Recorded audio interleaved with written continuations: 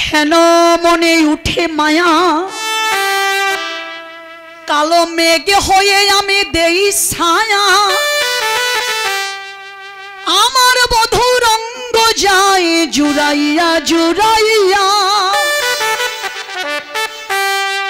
যদি আমি কালো মেঘ হতে পারতাম, যে পথ দিয়ে আমার গোবিন্দ গোষ্ঠে যেত, সেই পথ মাঝে আমি ছায়া করে রাখতাম।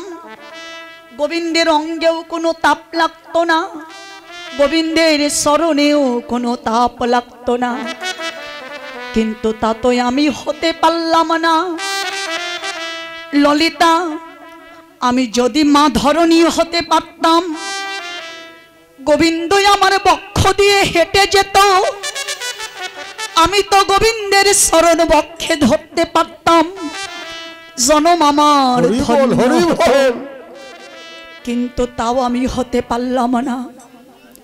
সখীরে, ভবে আমি বড়ই অপরাধী। গোবিন্দই আমার ননি খেতে বড় ভালোবাসে, ভালো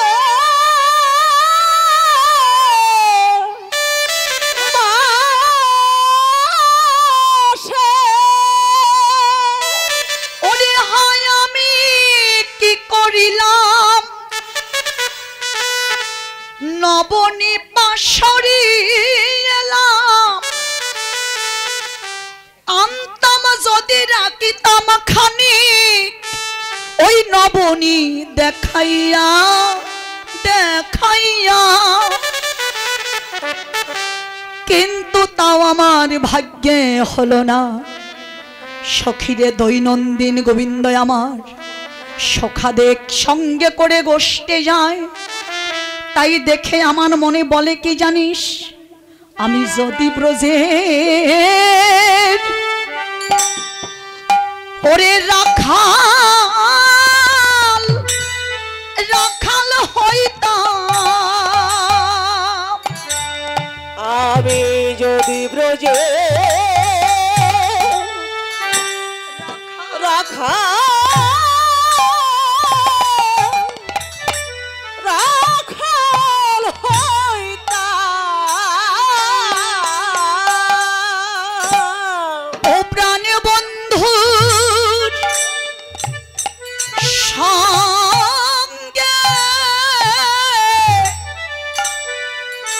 আমি গোঠে যাইতাম, যদি ব্রজে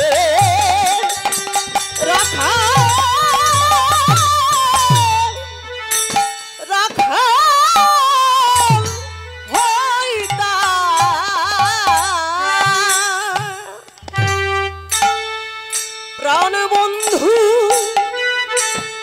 সঙ্গে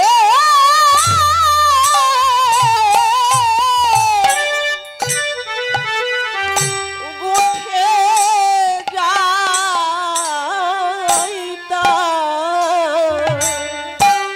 ওই আমি গোঠে যাইতাম, নাচিয়া নাচিয়া। আমি গোঠে যাইতাম, নাচিয়া নাচিয়া। ওই আমি গোঠে যাইতাম, নাচিয়া নাচিয়া। আমি গোঠে যাইতাম, নাচিয়া নাচিয়া। আমি গোঠে যাইতাম, নাচিয়া নাচিয়া। আমি গোঠে যাইতাম, নাচিয়া নাচিয়া নাচিয়া নাচিয়া।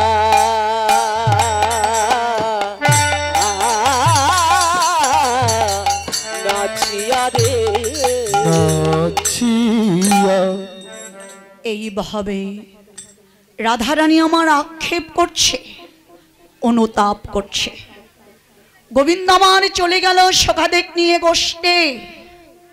যমুনা পলিনে গিয়ে শীতল তরুর ছায় রাখাদেরকে নিয়ে গোবিন্দ আমার গোষ্ঠের খেলা খেলছে। রাখাদের ডেকে ডেকে বলল, রে রাখালগণ, আজকে কিন্তু আমরা সবাই একটি নতুন খেলা খেলব। গোবিন্দ খেলা খেলতে খেলতেই মনে মনে চিন্তা করল, আমি যে ভক্তের চরণ বড় ভালোবাসি, কিন্তু কি করে পাবো আমি ভক্তের চরণ ধুলি? ভক্তের চরণ ধুলি পাবার একটি উপায় বের করেছে গোবিন্দ। উপায়টা কি? রাখালদের ডেকে বলল, সখাগণ, আমরা একটি নতুন খেলা খেলবো, যে খেলাটা কোনোদিন আমরা খেলিনি। রাখালেরা বলে, কানাই, তুই যা বলবি আমরা ঠিক তাই করব। আচ্ছা কানাই, খেলাটা কেমন রে? বলে, আজকের খেলা হবে জয় আর পরাজয়ের খেলা। বলে, জয় আর পরাজয়ের যে হতো খেলা, তাহলে তো সেখানে দুটি দল হতে হবে, দুটি পক্ষ থাকতে হবে। বলে, হ্যাঁ, পক্ষ তো থাকতেই হবে, কিন্তু রাখালগণ, খেলার কিন্তু কিছু শর্ত আছে। তা খেলার আগেই সেই শর্তগুলো সবাইকে মানতে হবে, শর্ত করতে হবে। বলে, শর্তটা কি রে কানাই? বলে, শোন, দুই দল হয়ে যে আমরা খেলা করব, যে জন হারিবে ভাই কাঁধে করি নিবে, ওই না বংশী বটের তলে রাখিয়া আসিবে। সবাই সমান খেলু, তারা বাটিয়া লইল, হারিলে চড়িব কাঁধে, তারা এই পণ করিল। পণ করছে, শর্ত করছে, প্রতিজ্ঞা করছে, যে দল হেরে যাবে, যারা জয়লাভ করবে তাদেরকে কাঁধে নিতে হবে, নিয়ে ওই বংশী বটের তলে রেখে আসতে হবে। এটা হলো খেলার শর্ত। ঠিক আছে রে কানাই, আমরা শর্ত করলাম, হেরে গেলেই আমরা কাঁধে নেব, প্রতিজ্ঞা করলাম। সবাই প্রতিজ্ঞাবদ্ধ। দুই দলের দুই ভাই রাজা কানাই আর বলাই, তারা কি করেছে? দুই দিকে দুই ভাই আসিয়া দাঁড়ালো, এবার যার যেমন খেলু সবে বাটিয়া লইল। খেলোয়াড় ভাগ করে নিচ্ছে, তবে কে কার পক্ষ নিচ্ছে? শ্রীদাম সুদাম আদি তারা কানাইয়ের দিকে হলো, সুবল বলাইয়ের দিকে নাচিতে লাগিল। বাহ! শ্রীদাম সুদাম কানাইয়ের পক্ষ নিয়েছে, সুবল নিয়েছে বলরামের পক্ষ। কিন্তু বলরামের পক্ষ নিয়ে সুবল যেন মনের আনন্দে নাচতে লাগলো বলরামের দিকে হয়ে। কেন সুবলের এবারে এত আনন্দ হলো কেন? সুবল মনে মনে চিন্তা করলো যে আমাদের কানাই তো কোনোদিনই হারে না, আজও কানাই হারবে না, কানাই জিতে যাবে, আমরা হেরে যাব। যখনই আমরা হেরে যাব, আমি গিয়ে ভাই কানাইকে কাঁধে তুলে কানাইয়ের দুটি চরণ আমার বুকে চড়িয়ে ধরব। সেই আনন্দে সুবল নৃত্য করছে। এবার খেলোয়াড়েরা ভাগ হয়ে গেল, খেলা শুরু হয়ে গেল। সবাই খেলছে, কেউ হারছে না, কেউ জিতছে না, একইভাবে খেলা হচ্ছে। কিন্তু ভক্তের অধীন ভগবান অনাদি আদি গোবিন্দ মনে মনে চিন্তা করছে, আমি যদি এইভাবে খেলা করি তাহলে তো আমাকে কেউ হারাতে পারবে না, আর আজকে যদি আমি হেরে না যাই তাহলে তো আমি কোনোদিন ভক্তের চরণ পাবো না। তাই তো গোবিন্দ আমার খেলা খেলতে খেলতেই আপনি আপনি খেলাটা ছেড়ে দিচ্ছে, খেলা ছেড়ে দিচ্ছে, খেলায় হার মেনে যাচ্ছে। অদূরে দাঁড়িয়ে আছে বৈষ্ণব কবি, ঘন রাম দাসে কহে দেখিয়া বলাই আপনি সাতুলি ভাঙ্গি হারিল কানাই। বৈষ্ণব কবি দেখে বলল, আরে কানাই হারিল, কানাই হারিল, কানাই হারিল বলে চিৎকার করছে। কানাই হেরে গেছে। কানাইয়ের পক্ষ যারা নিয়েছিল ওই বলরামের সহপাঠীদের কাঁধে তুলে এক এক করে তারা বংশী বটের তলে নিয়ে যাচ্ছে, কিন্তু বাকি আছে সুবল। যখনই কানাই হেরে গেছে, সুবল বেশ কিছু দূরে গিয়ে নয়নের জল ছেড়ে দিয়ে কাঁপছে আর মনে মনে ভাবছে, কানাই আজকে ভেবেছিলাম কি আর হয়ে গেল কি রে কানাই, ভেবেছিলাম তো তুই জিতে যাবি, আমরা হেরে যাব, কিন্তু তুই তো হেরে গেলি। নয়নের জল ছেড়ে দিয়ে কাঁদছে। গোবিন্দ আমার সুবলকে খুঁজতে ডাকলো। বেশ কিছু দূরে গিয়ে দেখে সুবল বসে কাঁদছে। গোবিন্দ তো বুঝতেই পারলো যে সুবল কেন কাঁদছে। তারপরেও ডেকে বলল, সুবল, এ সুবল, তুই দূরে এসে বসে আছিস কেন? আয় আমার কাঁধে আয়। আরে খেলার আগেই তো প্রতিজ্ঞা করেছি যে হেরে গেলে কাঁধে নিতে হবে। আমি তো হেরে গেছি, আয় আয় ভাই আমার কাঁধে আয়। সুবল আর কাঁধে উঠছে না, কিন্তু গোবিন্দ আমার জোর করে সুবলকে ধরে কাঁধে তুলে নিয়েছে।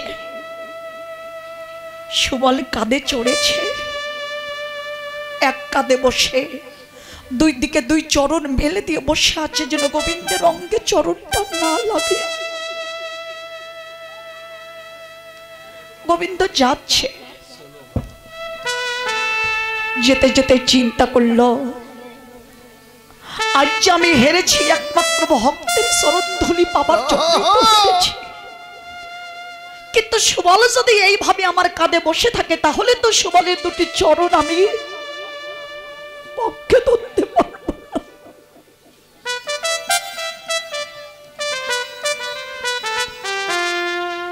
গোবিন্দ আমার ছলনা করলেন। পথ চলতে চলতেই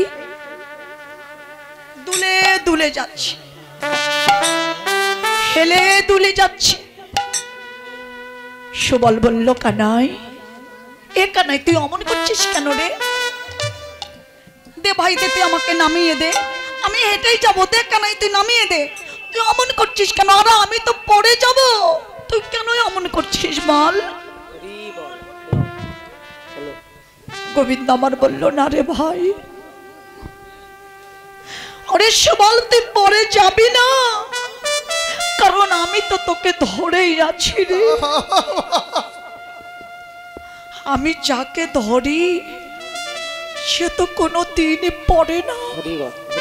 যাকে আমি ধরি তারে যে চির জনমের মতো ধরে রাখি।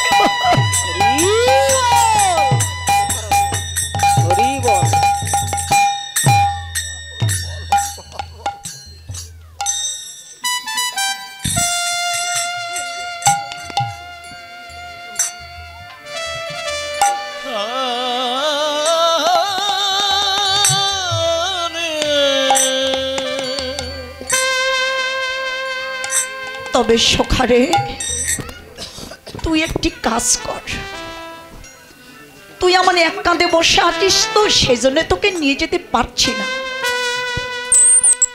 এই মাঝখানে বস, বসেতে দুটি চরণ আমার সামনে দে। সুবল ঠিক তাই করেছে, চরণটা সামনে দিয়েছে, তারপরেও মেলে দিয়ে বসে আছে। গোবিন্দের অঙ্গে যেন চরণটা না লাগে। কিন্তু গোবিন্দ আমার দুটি নয়নের জলে বক্ষ ভাসিয়ে দিয়ে কেঁদে কেঁদে বলে, ভাই সুবল রে, তুই আমার কাঁধে চড়েছিস, কিন্তু এমন করে বসে আছিস কেন? দেরে সুবল, তোর দুটি চরণ আমার বক্ষে দে।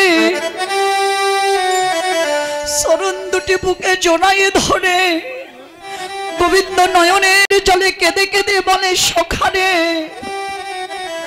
জগতে আমাকে কেউ হারাতে পারে না, আমি যদি নিজে হেরে না যাই আমায় কেউ হারাতে পারে না। তবে আজ আমি কেন হেরেছি জানিস? চরণ দুটি বুকে জড়িয়ে ধরে কেঁদে কেঁদে বলে আমি কেন হেরেছি? আমি যে ভক্তের চরণ চরণ বড়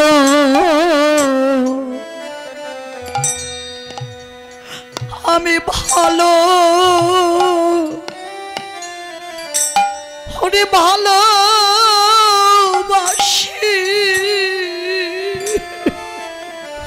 আমি যে ভক্তের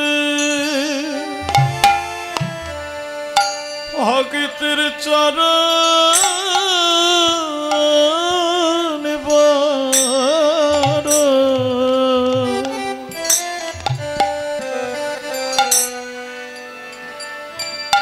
বড় ভালো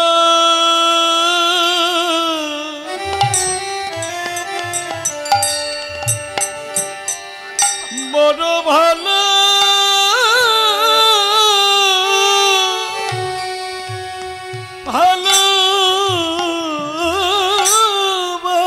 ভালোবাসি।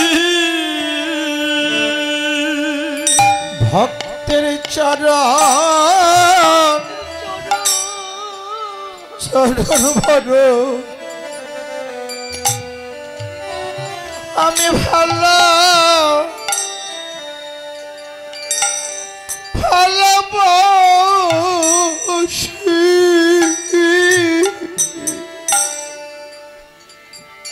ওরে ভক্তের চরণে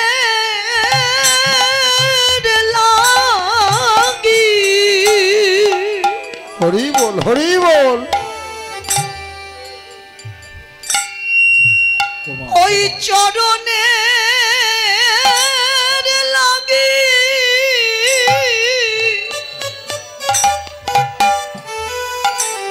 আমি যে সোনার গোলক ছাড়ি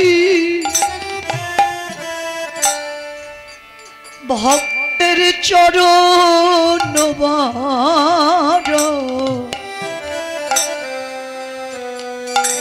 আমি ভালো ভালোবাসি।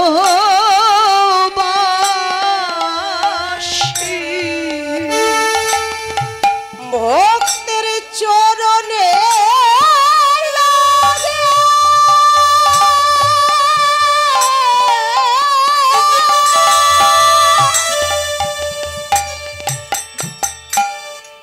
ভক্তের চরণে লাগে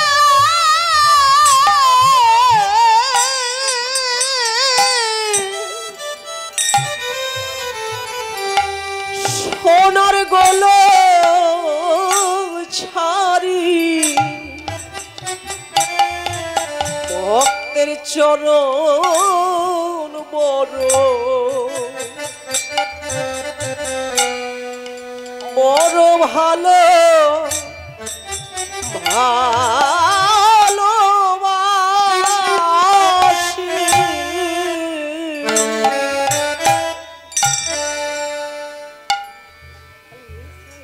সুবল রে দে ভাই তোর দুটি চরণ। সুবলের চরণ বুকে জড়িয়ে ধরে গোবিন্দ আমার দুটি নয়নের জলে বুক ভাসিয়ে দিয়ে কাঁদছে। সুবলও কাঁদছে, গোবিন্দও কাঁদছে, ভক্ত কাঁদছে, ভগবান কাঁদছে। কাঁদবেই তো, এইভাবেই তো হয়ে যায় ভক্ত ভগবানের মিলন। কোন ভক্ত যদি দুটি নয়নের জলে বুক ভাসিয়ে দিয়ে হা কৃষ্ণ গোবিন্দ বলে ডাকার মতো ডাকে, ভগবান আর সইতে পারে না।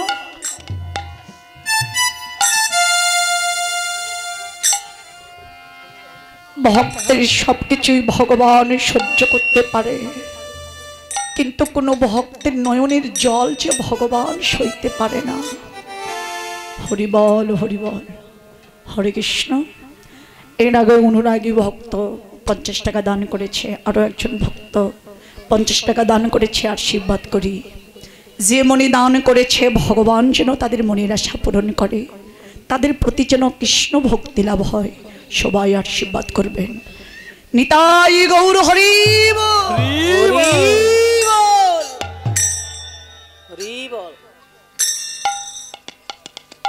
এবার গোবিন্দ আমার সুবলকে ডেকে বলল, সখারে আমার যে খেলা ভালো লাগছে না রে ভাই, আমার যে সেই রাধারানীর কথা মনে পড়ে গেছে। এ সুবল, তুই কি আমায় রাধাবদন দেখাতে পারবি? যদি দেখাতে পারিস তোর চরণের আমি দাস হয়ে থাকব। সুবল বলল, কানাই একটি কাজ কর, তুই সখাদেরকে ছেড়ে রাধাকুণ্ড তীরে যা, রাধা নাম তুই জপ কর। যদি তোর রাধার কৃপা হয় তোর সঙ্গে দেখা করবে, নইলে তুই দেখা পাবি না ভাই। এবার গোবিন্দমান রাধাকুণ্ড তীরে গিয়ে রাধা রাধা রাধা বলে ধুলাই পড়ে গড়াগড়ি দিয়ে কাঁদছে। এদিকে রাধারানী ললিতাকে ডেকে বলল, সখী রে আমি কি গোবিন্দ সঙ্গ পাবো না? কি করে পাবো একবার বল না রে। বৈষ্ণব কবি জানালো, রাধে যদি গোবিন্দ সঙ্গ পাবার তোমার মনের এতই স্বাদ জাগে, আর তুমি দেরি করো না, আর বিলম্ব করো না। কি করবে? একবার তুমি তুলসীকে আহ্বান করো। গৌর হরি বল। এই মা রাধারানী তুলসীকে আশ্রয় করছে, স্মরণ করছে। কেমন করে?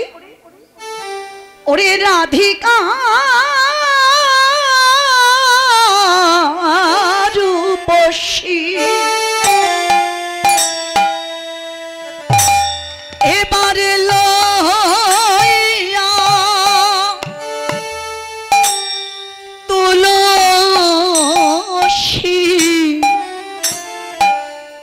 হরে কহায় মধুর মধুর কথা।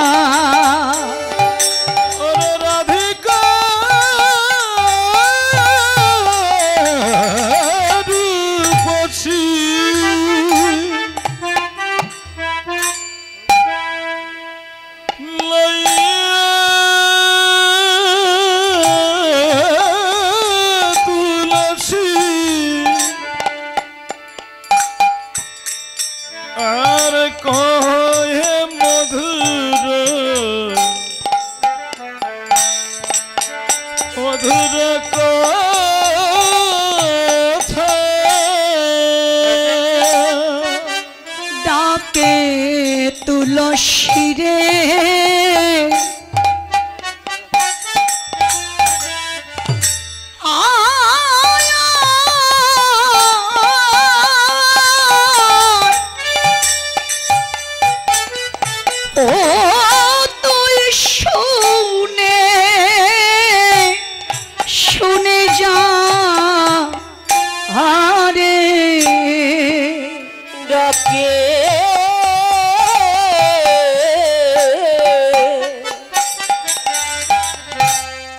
ডাকে তুলসী রে ও তুই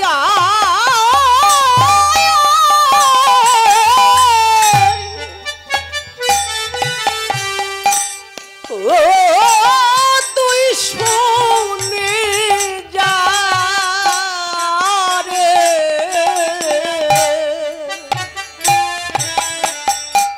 ওই আমি তোরে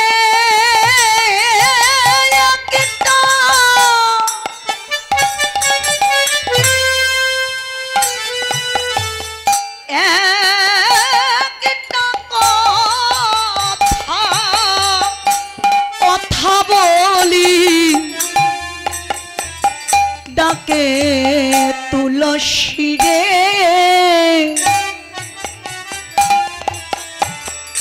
আয় আয় শুনে যা রে আমি তোরে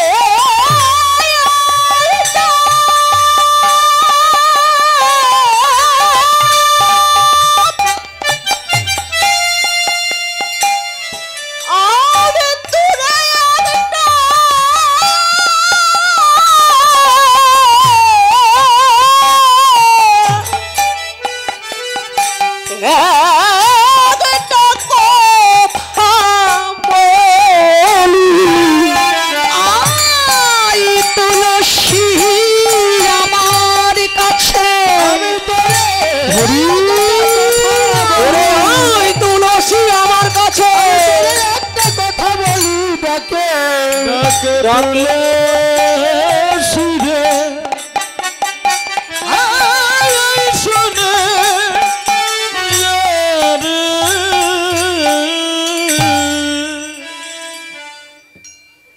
অল্প কিছুক্ষণের মধ্যে সবার কথা বলে তো তুলসীকে এতই আপন করে নিয়েছে যে কত মধুর করে ডাকছে। হরিবল। যা হোক, উপস্থিত ভক্তমণ্ডলীগণ, আমার কমিটির বাবা, কাকা, দাদা সবাই মিলিত হয়ে এই যে মহতীয় যজ্ঞ অনুষ্ঠানের আপনাদের জন্যে সেবার আয়োজন করেছে, প্রসাদের আয়োজন করেছে। তাই আপনারা সময়টা সময় মতোই করতে হয়, সময়ের কাজ। তাই আপনারা আস্তে আস্তে উঠে গিয়ে প্রসাদ সেবা করে আবার এসে বসে কীর্তন শ্রবণ করবেন। জানি তাই। জয় গৌর, হরিবল। রাধারানী তুলসীকে ডাকছে, তুলসী রে। বাহ, কত মধুর ডাক, তুলসী রে। এই যে রে বলে যে ডাকছে, কি গো মায়েরা, দিদিমণিরা, রে বলে কি সবাইকে ডাকা যায়? আমরাও কিন্তু রে বলে ডাকি, তবে কাকে ডাকি? যে অতি আপনজন। ভাই রে, দাদা রে, দিদি রে, যে অতি আপনজন তারেই তো আমরা রে বলে ডাকি। কিন্তু রাধারানী যে তুলসীকে রে বলে ডাকছে, তাকে কেন আবার রে বলে ডাকলো? মহাজন বললেন, তুলসী কৃষ্ণ প্রেম ভক্তি পদায়নী, কৃষ্ণ প্রেমের শিরোমণি। তাই তো রাধারানী তুলসীকে রে বলে ডাকলো। আর তার সাথে কিন্তু এই বিশ্ব জগৎ জীবকে শিক্ষা দিলেন, আমাদের শিক্ষা দিলেন। কি শিক্ষা দিলেন? হে বিশ্ব জগৎ জীব, তোমরাও যদি ভজন সাধন করতে চাও, তাহলে সময় থাকতে ওই রাধারানীর মতো তোমরাও কি করবে জানো? সময় থাকতে গুরুকে আশ্রয় করে তোমরা একবার তুলসী রে, তুলসী রে, একবার তুলসী রে, তুলসী রে। ও যদি কৃষ্ণ বাবা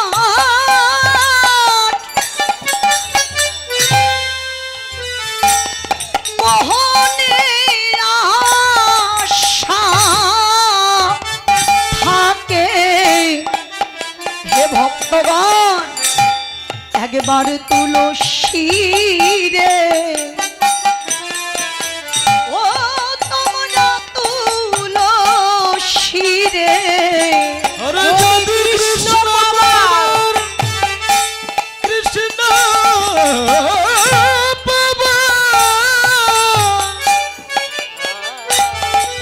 আমার আশা থাকে, সবাই তুলসী রে, তুলসী রে।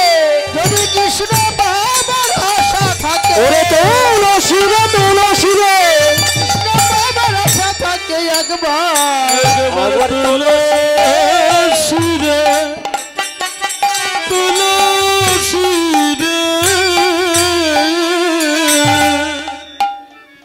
এই যে ভক্তগণ, ভজন যদি তোমাদের করবার আশা থাকে, তাহলে তোমরা কি করবে? তুলসী রে, তুলসী রে। বাহ, শির মানে আবার কি? কি দিদিমণিরা বলুন তো, শির মানে কি? শির মানে হলো মাথা। সবাই মিলে তোমরা কি করবে? ওই তুলসীকে তোমরা আগে শিরে তুলে নাও, তাহলে কি হবে? দেহে কৃষ্ণ প্রেম ভক্তির উদয় হবে। শুধু কি ওই তুলসীকে কি শুধু শিরে তুলতে বললেন মহাজন? না না না, এখানে ইঙ্গিত করে জানিয়ে দিল, হে জগজ্জীব, ভজন যদি তোমরা করতে চাও, সময় থাকতে গুরু আশ্রয় করো। গুরুকে আশ্রয় করে নিত্য বস্তু, আনন্দের বস্তু, ভজনের বস্তু তোমরা আগে তাকেই শিরে তুলে নাও। কি বলে তুলবে? কি বলে শিরে তুলবে তোমরা জানো? হে ভক্তগণ, সময় থাকতে কি বলে তুলবে? একবার হরি বলে তুলো শিরে, হরি বলে তোলো শিরে, হরি বলে তোলো শিরে, হরি বলে তোলো শিরে।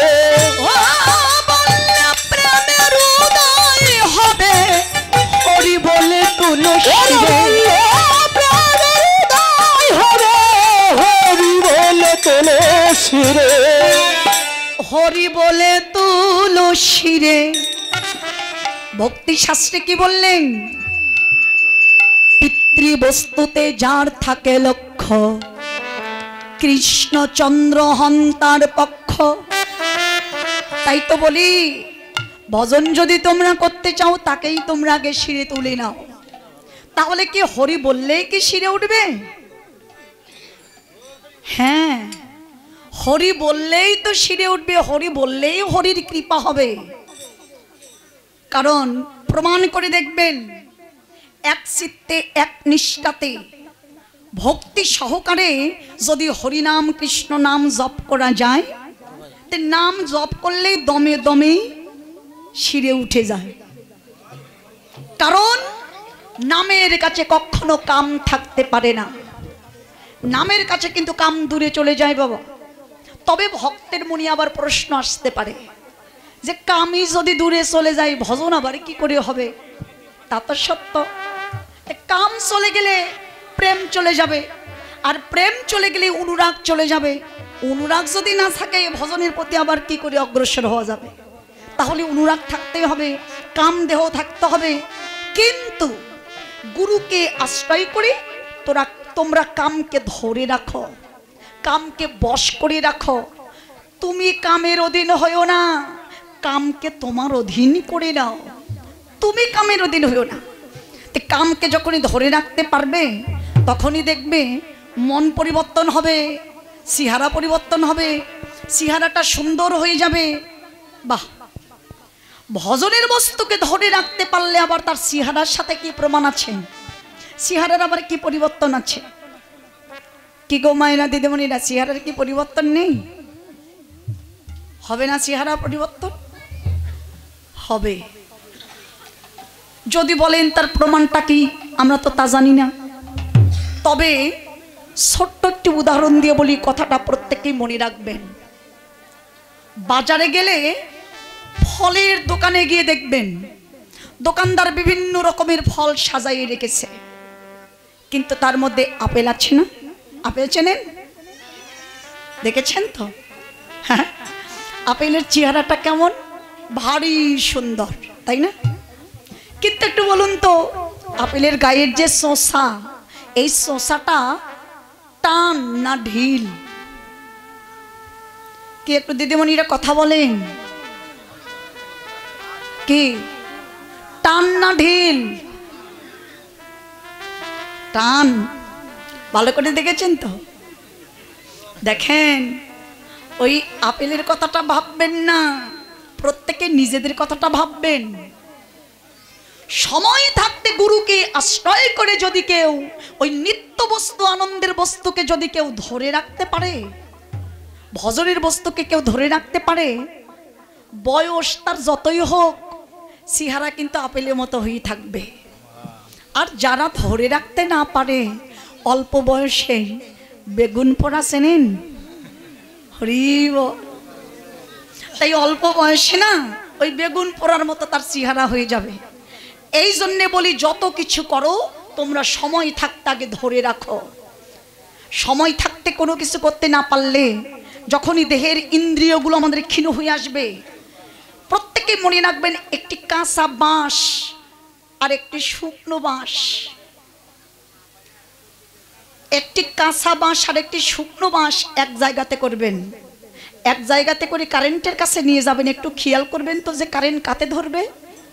কি বাবা, কারেন্ট কাতে ধরবে? কাঁচা বাঁশে। আচ্ছা, কেন কাঁচা বাঁশে কারেন্ট ধরবে তা কি জানেন?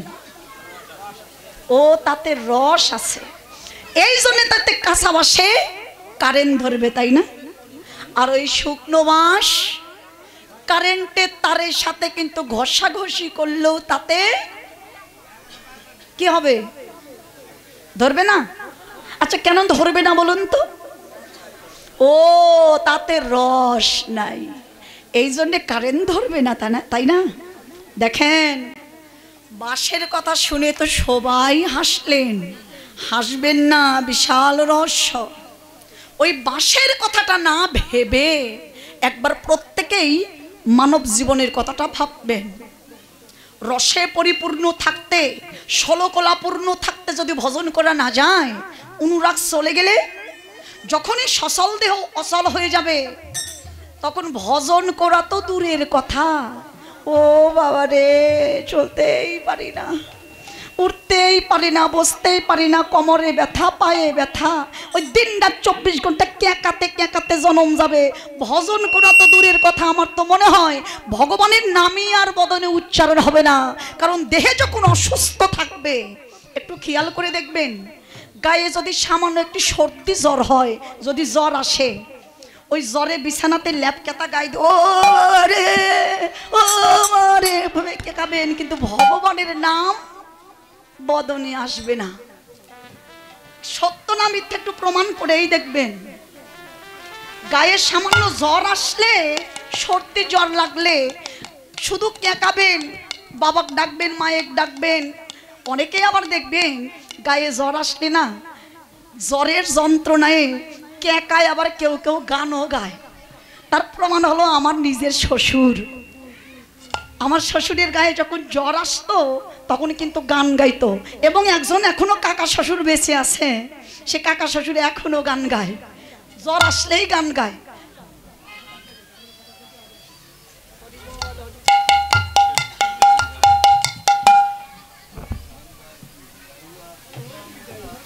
তাও গান গায় কি জানেন?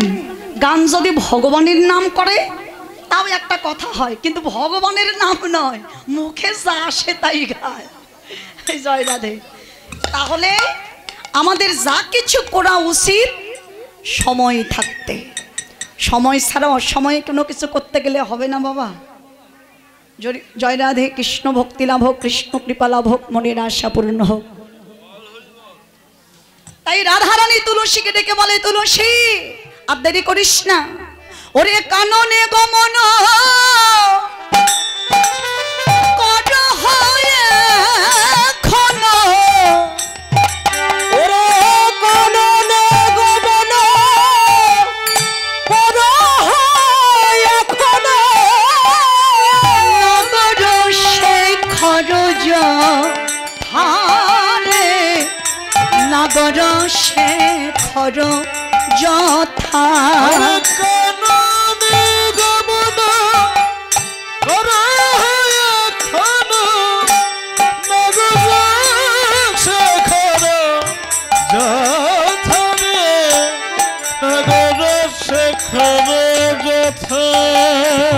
একবার যা তুলসী দেখে আই রে,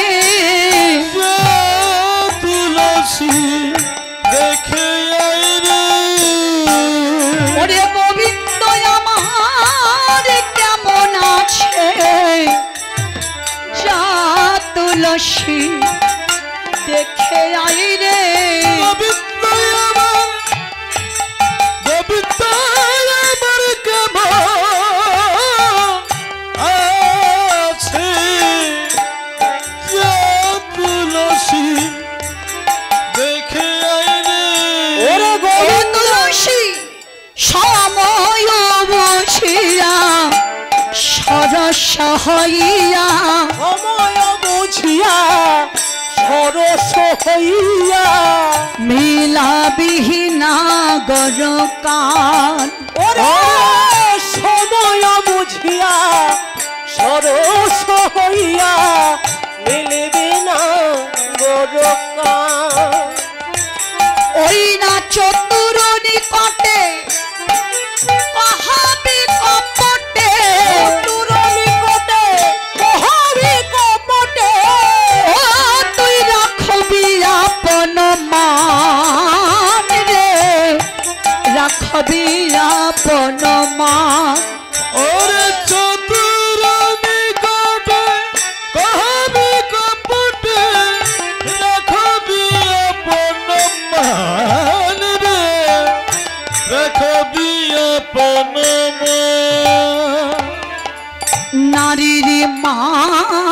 যেন হারাস না রে, নারীর মান যেন হারাস না রে। তুলসী রে তুইও নারী আমিও নারী, মান যেন হারাস না রে। নারী আমিও নারী, নারীর মান যেন হারাস না রে। তুলসী তুলসী মনেতে হরসি, সলিল রায়ের বলে আরে তুলসী তুলসী মনেতে হরসি, চলিল রায়ের বলে। বলি যায় তুলসী ধীরে ধীরে, এই তুলসী ধীরে ধীরে। ওরে প্রাণ গোবিন্দের অন্বেষণে যায় তুলসী ধীরে ধীরে। প্রাণ গোবিন্দের অন্বেষণে এই তুলসী ধীরে ধীরে। রাধারানী বলে তুলসী রে তুইও নারী আমিও নারী, তাই নারী হয়ে নারীর মান যেন তুই হারাস না। যত কথাই তুই আমার গোবিন্দকে গিয়ে বল, কিন্তু আমার কথা তুই কিছুতেই বলবি না। গোবিন্দের মনের কথা তুই জানবি যে গোবিন্দের রাধার কথাটা মনে আছে কি না। ঠিক আছে, তাহলে আমি এবার যাই। বলে যা, তাড়াতাড়ি করে যা। এইবার তুলসী মনের আনন্দে গোবিন্দের কাছে যাচ্ছে। কিছু দূরে যেতেই রাধারানী পিছন থেকে তুলসীকে ডাক দিয়েছে, ও তুলসী, আরে ও তুলসী, তুলসী আয় একটি কথাতেই শুনে যা। ডাক শুনে মলিন বদনে তুলসী ফিরে চলে আসলো। এসে বলল, রাধে আমি যাচ্ছি শুভ কাজে, তুই আমাকে পিছন থেকে ডাক দিলি কেন? জানিস না যে শুভ কাজে যাবার সময় পিছন থেকে ডাকলে যে অমঙ্গল হয়, এ কথা কি তুই জানিস না? এই তো আমার অমঙ্গল হয়ে গেল, আর তো আমার যাওয়া হবে না রে, ডাকলি কেন তুই অমন করে? রাধারানী বলল, দেখ তুলসী, একটি কথা বলতে তোকে ভুলে গিয়েছিলাম। বলে কোন কথা? বলে তুই যে আমার গোবিন্দের কাছে যাচ্ছিস, দেখা করবি, দেরি যেন করিস না। দেখা করে যা বলার তুই বলে একটু তাড়াতাড়ি করে তুই ফিরে আসিস, সকাল সকালে ফিরে আসিস, এই কথা বলার জন্য তোকে ডাক দিয়েছি। তুলসী বলে, দেখ রাধে, আমি যখন যাচ্ছি ফিরে তো আমি আসবই, তবে আমার মন বলছে কি জানিস, এই সামান্য কথা বলার জন্যে তুই আমাকে এমন করে ডাকিস নি রে। সত্য করে বল, তোর মনের কথাটা বল, তুই আমাকে কেন ডাক দিলি? রাধারানী বলে, তুলসী রে, এই যে তোরে আমি সকাল সকাল আসতে বলেছি, কেন বলেছি জানিস? তুই আমার গোবিন্দের কাছে যাচ্ছিস বলে। কেননা তুলসী রে, শুধু তুই নয়, এই জগতে যারা একবার আমার গোবিন্দের কাছে চলে যায়, যারা যারা গোবিন্দের সঙ্গ পেয়ে যায়, ও তুলসী, তারা যে আর তো ফিরে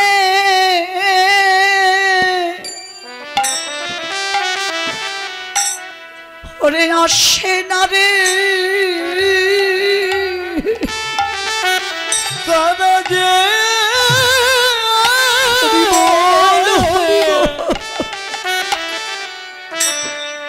তারা যে আর তো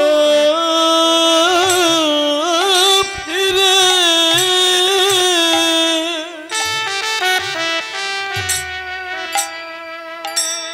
ফিরে আসে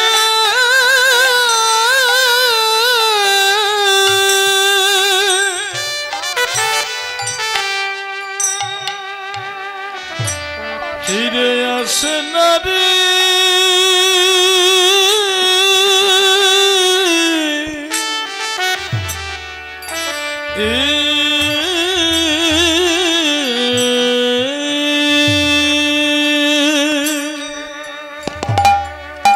ওরে যারা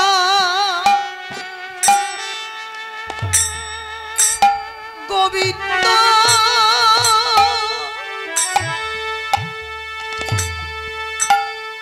ওরে গোবিন্দ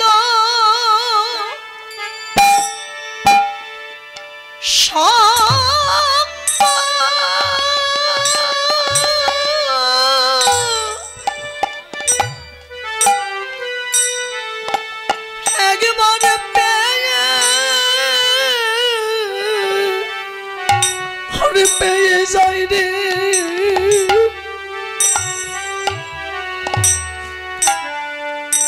তারা যে অর্থ ফিরে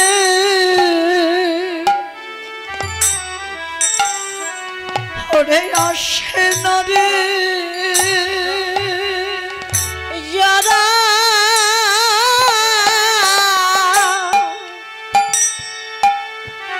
যারা গোবিন্দ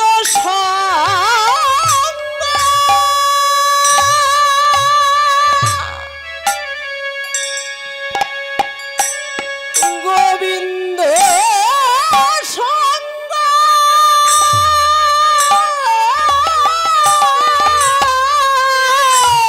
হরি বল সঙ্গ পেয়ে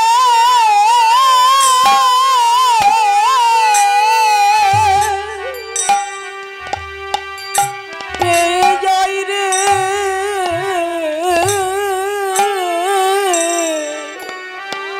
তারা তো আর তো ফিরে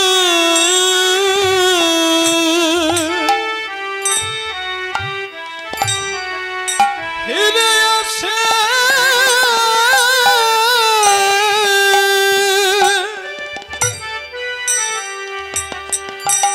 ফিরে আসে না রে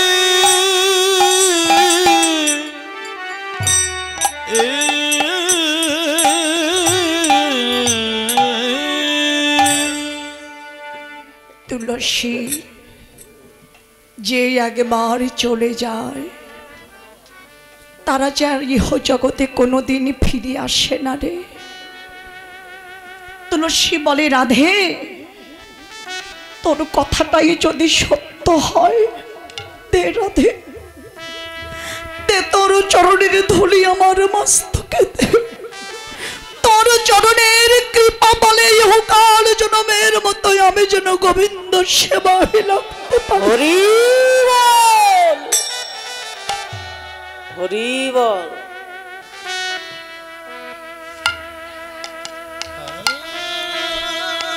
সত্যই তো যে চলে যায় সে যে আর কোনোদিন ফিরে আসে না এটাই তো বাস্তব জগতে আমরা তো কাউকে না কাউকে কিন্তু আমরাও হারিয়েছি কেউ জগতে বাবা হারা কেউ মা হারা কেউ ভাই হারা কেউ বোন হারা কেউ স্বামী হারা কেউ স্ত্রী হারা কেউ সন্তান হারা প্রত্যেকটা মানুষই কিন্তু আমরা কাউকে না কাউকে হারিয়েছি ওই হারানো মানুষটির জন্য তো আমরা অনেক কাঁদি অনেক ভাবি কিন্তু কেউ কি বলতে পারবেন যে এই পৃথিবী ছেড়ে চলে গেছে তাকে আমরা আবার ফিরে পেয়েছি কারণ যে যায় সে আর কোনোদিন আসে না কারণ আসার মতো জায়গাতে তো যায় না হয়তো দেখা যায় কারো বাবা কি কারো সন্তান কারো ভাই বিদেশে গেছে মাসের পর মাস বছরের পর বছর তারা বাইরে থাকে 5 বছর 6 বছর 7 বছর 10 বছর 12 বছর এক যুগ কাটিয়ে দেয় বাইরে কিন্তু বাড়িতে কিন্তু সবার মনে আশা থাকে যে বিদেশে গেছে, একদিন না একদিন সে ফিরে আসবে। কিন্তু মানুষ যখন এই পৃথিবী ছেড়ে যখন চলে যায়, সে কি আর কোনোদিন ফিরে আসে? আসে না, তারা চিরতরের মতো চলে যায়। তাই রাধারানীও বলল, তুলসী রে, তুই যে যাচ্ছিস, এই জন্যই তোকে বলছি তুই যেন গিয়ে দেরি করিস না, একটু তাড়াতাড়ি করে তুই ফিরে আসিস। তুলসী বলল, রাধে, তুই যখন বলছিস ঠিক আছে, আমি আসব, কিন্তু গোবিন্দের কাছে তো যাব, খালি হাতে তো আর যাওয়া যায় না, আমাকে তুই কিছু দে। অমনি রাধারানী একখানা মালতী ফুলের মালা গেঁথে দিয়েছে, আর কর্পূর দিয়ে একটি তাম্বুল সাজিয়ে দিয়েছে। নে তুলসী, এই নিয়ে তুই আমার গোবিন্দের কাছে যা। অমনি তুলসী রাধারানী চরণধুলি মস্তকে নিয়ে মনের আনন্দে চলল গোবিন্দের কাছে। কেমন করে? তুলসী তুলসী মনেতে হরসি, তুলসী মনেতে হরসি, এবার চলিল রায়ের বলে, চলিল রায়ের বলে, ওরে কর্পূর তাম্বুল লয়ে ফুল হর, আইলা সরসির কুলে, আইলা সরসির কুলে, দেখিয়া তুলসী নগর উল্লসী, দেখিয়া তুলসী নগর উলসী, যতনে ডাকিয়া কাছে, যতনে ডাকিয়া কাছে, ওরে আপনায় আপনি কহিয়া সকলি, নয়া কলি কহিয়া সকলি, রায়ের গমন পুছে, রায়ের গমন পুছে, বল রাই ধনী আমার কেমন আছে, রাই ধনী আমার কেমন আছে, আমার কথা কি তার মনে আছে, রাই ধনী আমার কেমন আছে, আমার কথা কি তার মনে আছে, রাই ধনী আমার কেমন আছে। এ ধনী চতুরি না করো চাতুরি, এ ধনী চতুরি না করো চাতুরি, আমার শপথি তোরে, আমার শপথি তোরে, ওরে রাধার কুশল কহিয়া সকল, রাধার কুশল কহিয়া সকল, শীতল কর হমরে, ওরে শীতল কর হমরে, সে যাবি দিনী দিবস রজনী, আর সে যে বিনোদিনী দিবস রজনী, অন্তরে খেলয়ে মন, আর অন্তরে খেলে শুইলে স্বপ্নে দেখি যে সেজন, শুনলে স্বপ্নে দেখি যে সেজনে, শপথি করয়ে তো, শপথি করে তো, বলি সে যে আমার জীবনের জীবন, সে যে আমার জীবনের জীবন, সে বিনে আর পাচ্ছে না প্রাণ, সে যে আমার জীবনের জীবন, সে বিনে আর বাঁচে না প্রাণ, সে যে আমার জীবনের জীবন, সময় বুঝিয়া শেখর আসিয়া, সময় বুঝিয়া শেখর আসিয়া, সুমধুর করি বলে, সুমধুর করে বলে, সে যে বিনোদিনী আসিবে এখনই, বিনোদিনী আসিবে এখনই, এবার থাপ সরসির কুলে, সরসির কুলে, বসে বসে নাম জপিতে থাকো, বসে বসে নাম জপিতে থাকো, রাধার হলে দয়া হতে পারে, বসে বসে নাম জপিতে থাকো, দয়া হতে পারে, বসে বসে নাম জপিতে থাকো, রাধার হলে দয়া হতে পারে, তীরে বসে নির্ভাস,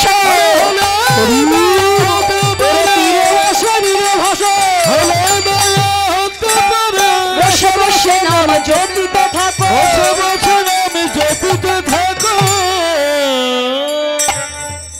তুলসী কোনো কথাই বলল না। রাধারানী নিষেধ করে দিয়েছে, আমার কথা তুই বলবি না। আমাদের বৈষ্ণব কবি জানালো শেখর দাস, বলে গোবিন্দ, যদি তোমার রাধারানীকে পাবার আশা থাকে, এই রাধাকুণ্ড তীর তুমি ছেড়ে দিও না। রাধাকুণ্ডের তীরে বসে তুমি নির্ভাস আর রাধা নাম তুমি জপ করো। যদি তোমার রাধার কৃপা হয়, তোমার সঙ্গে দেখা করবে, নইলে তুমি দেখা পাবে না গোবিন্দ। এবার গোবিন্দ নাম জপ করতে লাগলো। তুলসী গোবিন্দ সেবাতেই মত্ত হয়ে গেল। রাধারানী ললিতাকে ডেকে বলল, ললিতা রে, কত সময় হয়ে গেল, কিন্তু কই রে, তুলসী তো ফিরে এলো না। তবে কি তুলসী কি সত্যই আর ফিরে আসবে না? আমার তো মন বলছে ও বুঝি গোবিন্দ সেবায় লেগে গেছে রে, আর আসবে না। কিন্তু ললিতা, গোবিন্দের কতগুলি দুঃখের কথা মনে হলেই যে আমার কিচ্ছু ভালো লাগে না রে। বলে কিসের দুঃখ? বলে প্রখর রবির তাপে বালুকা দগ্ধ হয়ে না জানি আমার গোবিন্দের স্মরণে কতই তাপ লাগে। এই কথাগুলো মনে হলে আমার আর কিচ্ছুই ভালো লাগে না। ললিতা বলল, দেখ রাধে, সূর্যের কিন্তু এক নাম দিবাকর। বলে দেখ, একটি দিবাকর নয় রে, তুই বললি একটি দিবাকরের কথা, আর আমি বলি কি জানিস, কোটি কোটি দিবাকর। তোর গোবিন্দের দর্শন পাইবা মাত্র তাদের আর তাপ থাকে না রাধে, তারা শীতল হয়ে যায়। তাই আমি বলি কি, দেখ, এত কথা বাদ দিয়ে তোরা আসল কথাটা বলতে তুই কাঁদছিস কেন? এবার রাধারানী বলে, সখী রে, কাঁদি কাঁদি কহে নাই বধুরে মিলিতে চাই। ললিতা কহে যুক্তি কথা, শাশুড়ি নিকটে যাইয়া কাঁদি কাঁদি কহই হা, অনন্ত চলিল পিছু তথা। ললিতা, আমি কি করি আমার গোবিন্দ সঙ্গ পাবো বলতে পারিস? বলে এই তো তোর মনের কথা পেয়েছি রাধে, যদি গোবিন্দের সঙ্গতি করতে চাস আর দেরি নয়, আর বিলম্ব নয়। সঙ্গ যদি তুই করতে চাস, শাশুড়ির নিকটে গিয়ে তোকে একটু মিথ্যা ছলনা করতে হবে। বলে মিথ্যা বলতে হবে? এ ললিতা, আমাকে তো সবাই সাধু বলে, আর আমি মিথ্যা কথা বলবো, আমার কি তাতে পাপ হবে না? বলে না রে রাধে, না। কৃষ্ণ ভজনের কালে, গোবিন্দ ভজনের কালে শুধু একটা কেন, হাজার হাজার কথা যদি মিথ্যা কথা বলা যায়, তাতে কোনোই পাপ হবে না রাধে, কোনোই পাপ নেই। সত্যই তো বাবা, এক কথা দুই কথা নয়, হাজার হাজার কথা যদি কৃষ্ণ ভজনের কালে হয়, গোবিন্দ ভজনের কালে যদি হয়, মিথ্যা কথা বললে তাতে কোনোই পাপ হবে না। রাধারানী বলল, ললিতা রে, তাহলে আমি কি বলবো? কোনোদিন তো আর বলিনি, বলতে গিয়ে যদি ধরা পড়ে যাই। বলে তোর পতির অমঙ্গল কথা বলবি, অমঙ্গল কথা বলে সূর্য পূজার ছলনা নিয়ে তুই গোবিন্দ দর্শনে চলে যাবি। বলে ঠিক আছে। এমন করে কথোপকথন করতেই ওই যে তুলসী গিয়েছিল গোবিন্দের কাছে। গোবিন্দ বলে, তুলসী, তুমি আমার রাধার কাছে ফিরে যাও, আমার রাধারানী বুঝি কাঁদছে, তবে তোমাকে আমি একখানা মালা দিলাম, এই মালাটা নিয়ে তুমি রাধার গলে পরিয়ে দিও। এবার কৃষ্ণের প্রসাদীয় মালা নিয়ে তুলসী চলে আসলো, কিন্তু নিজ হাতে রাধারানী গোলাতে দিতে পারলো না, দিল ললিতার কাছে। ললিতা, এই মালা তুই রাধার গলে পরিয়ে দে। এইবার ললিতা রাধার গলে মালা পরাচ্ছে। কিভাবে?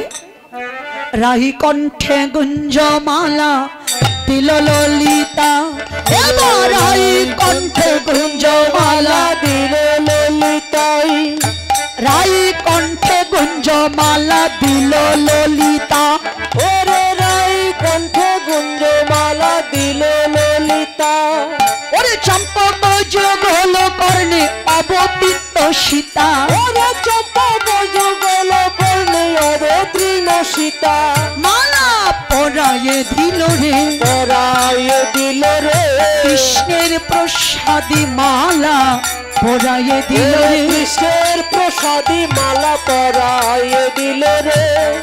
মালা পরিয়ে দিয়েছে, কিন্তু মালাতে তো কৃষ্ণাঙ্গগন্ধ লেগে আছে, রাধার বদনটা মলিন হয়ে গেল। তুলসী বলে, রাধে, এ ধনী কাহে লাগিবি রসবয়ান, ওরে ধনী কাহে লাগিবি রসবয়ান, ওই রাধা কুণ্ডের তীরে মিলহ বড় কান, ওরে রাধা কুণ্ডের তীরে মিলহ বড় কান, মালা পেয়ে চলে রাই হরষিত মনে, মালা পেয়ে চলে রাই হরষিত মনে। এবার গোবিন্দ সেবার দ্রব্য করে আয়োজনে, গোবিন্দ সেবার দ্রব্য করে আয়োজনে, আর তুলসীর বচনে সব সখী গণে, ওরে তুলসী বচনে সব সখী গণে, দেব পুজিবার ধরে, দেব পুজিবার তরে, বিধি অগোচর নানা উপচার, বিধি অগোচর নানা উপচার, পূজন ভার ভজন ভরে দুজন ভজন ভরে চিনি ফেনি কলা মাখন রসলা চিনি ফিনি কলা মাখন রসলা রেউরি কদম্ব তিলা রেউরি কদম্ব তিলা এবার পুরি পুয়া খাজা পেরা সর ভাজা পুরি পোয়া খাজা পেরে সর ভাজা রাধিকা করিয়াছিলা রাধিকা করিয়াছিলাম যতন করে সাজালো রে যতন করে সাজালো রে গোবিন্দ সেবা দিবে বলে যতন করে সাজালো রে ওরে গোবিন্দ সেবা দিবে বলে যতন করে সাজালো রে। এইভাবে রাধারানী দ্রব্যাদিগুলো সাজালেন।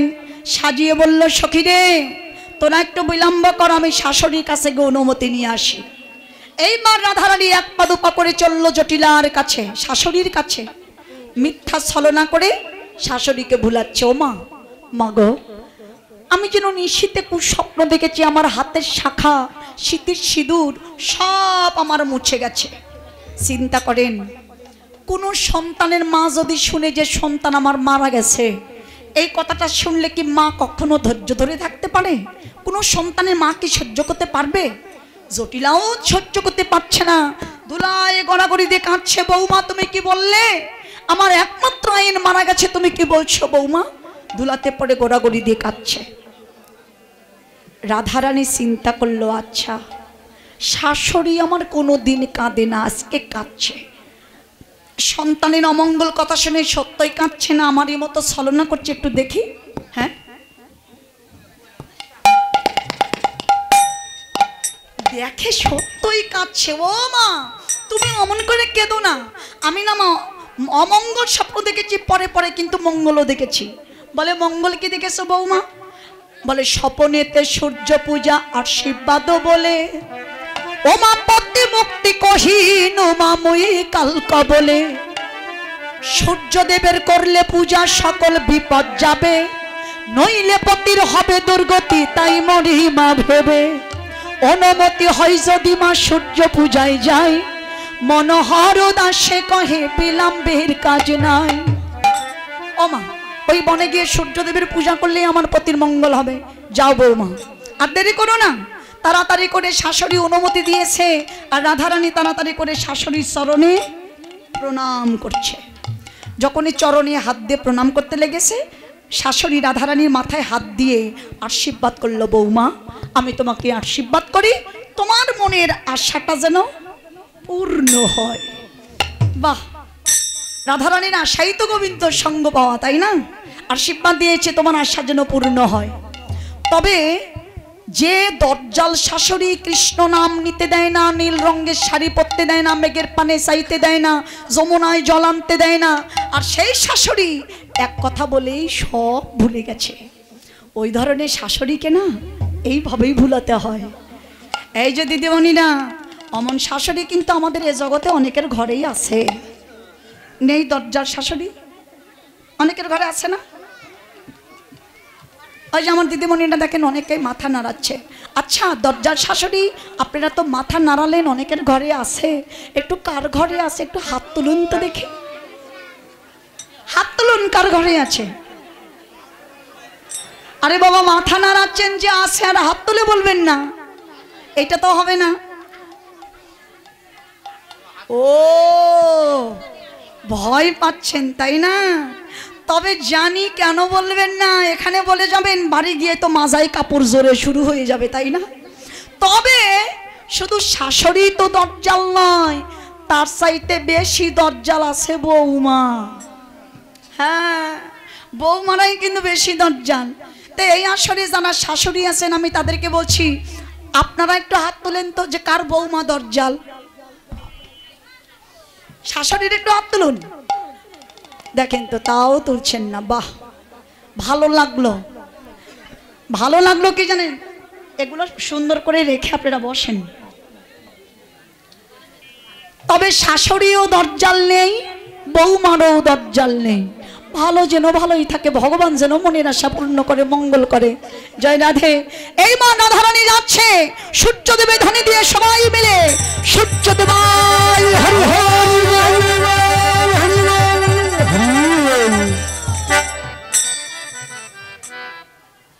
পাশের বাড়িতে ছিল কুটিলা। ও বৌদি আমিও যাব, বলে চল। কুটিলাকে সঙ্গে নিয়েছে, নিয়ে যাচ্ছে কিভাবে? আজ চলে রে আমার রাধা বিনোদী, চলে রে আমার রাধা বিনোদিনী।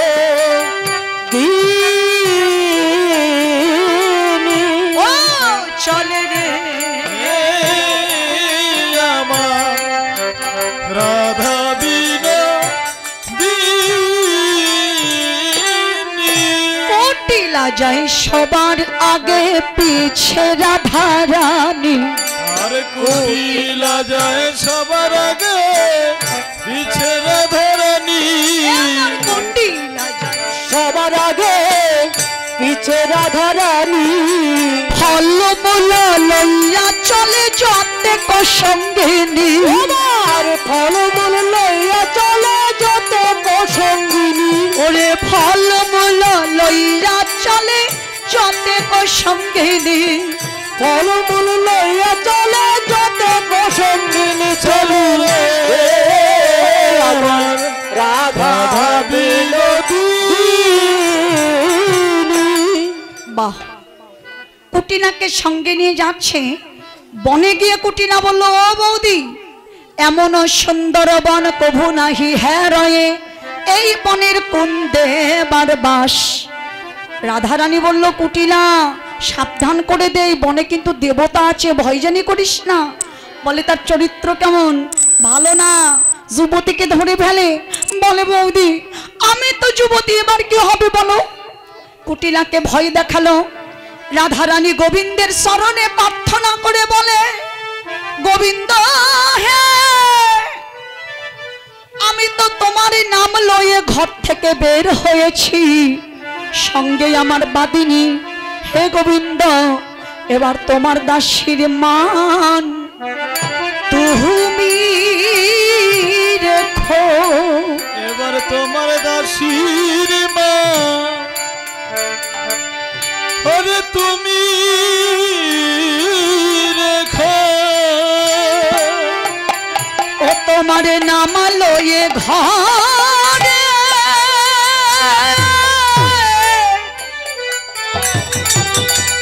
বাহির হলাম, তোমার দাসীর মান তুমি রেখো।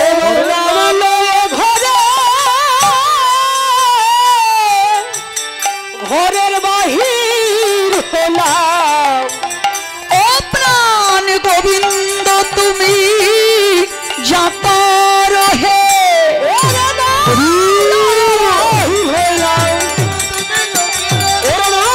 ঘরের বাহির হলাম, তোমার দাসীর মান তুমি রেখো। এবার বাদিনী চলে গেল। রাধারানীর কৃষ্ণ ভজনের সুযোগ হলো। সখীদের সঙ্গে নিয়ে রাধারানী গিয়ে রাধা কুণ্ড তীরে গিয়ে দাঁড়ালো। দূরে আমার গোবিন্দ দাঁড়িয়ে আছে। দূর থেকে গোবিন্দ রাধাকে দেখছে আর রাধা গোবিন্দকে দেখছে। দুজন দুজনকে দেখছে। দুজন দুজনকে দেখেই তারা যেন দ্বন্দ্ব লেগে গেছে। দ্বন্দ্ব করে কি বলছে? ওরে দুহু মুখ কহে রইতে দুহু ভেল ধন্দ। এবার রাই কহে তামাল শ্যাম কহে চন্দ্র। রাই কহে তামাল শ্যাম কহে চন্দ্র।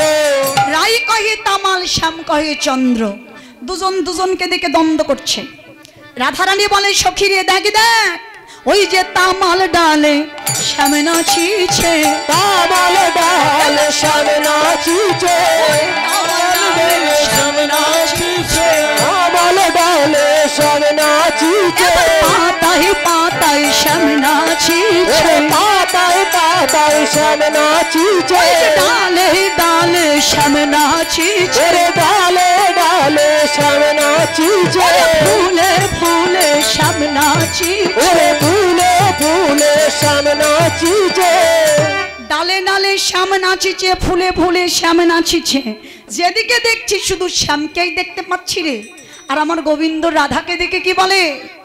দিনের বেলা চাঁদের উদয়, দিনের বেলায় চাঁদের উদয়, দিনের বেলায় চাঁদের উদয়, দিনের বেলায় চাঁদের উদয়, লক্ষ তারার মাঝে যেন দিনের বেলায় চাঁদের উদয়, লক্ষ তারার মাঝে যেন দিনের বেলায় চাঁদের উদয়। দিনের বেলায় চাঁদের উদয়, এইভাবে দুজনে দ্বন্দ্ব করছে। আর মাঝখান থেকে বৈষ্ণব কবি কি বলল? নয়নে নয়নে মিলন হলো, নয়নে নয়নে মিলন হলো, বদন ভরে হরি বলো, নয়নে নয়নে মিলন হলো, বদন ভরে হরি বলো, নয়নে নয়নে মিলন হলো, বদন ভরে হরি বলো, নয়নে নয়নে মিলন হলো, বদন ভরে হরি বলো, নয়নে নয়নে মিলন হলো। নয়নে নয়নে মিলন হয়ে গেছে। কিন্তু যারা যুগল উপাসনা করে তারা তো একটু যুগল মূর্তি দেখতে চায়। কিভাবে যুগল মূর্তি দেখবে?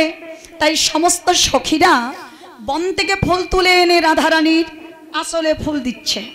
তো গোবিন্দ ভাবলো আমিও দেব। তো গোবিন্দ ফুল দিচ্ছে, রায়বদন দর্শন করে ফুল দিতে দিতে আত্মস্থিতি জ্ঞান হারিয়ে হাতের বাঁশিটা যে কখন দিয়ে দিয়েছে গোবিন্দের কোনোই জ্ঞান নাই। বাঁশিখানা লুকাইয়ে রাখলো। কিছুক্ষণ পর দেখে গোবিন্দ হাতে আর বাঁশি নাই।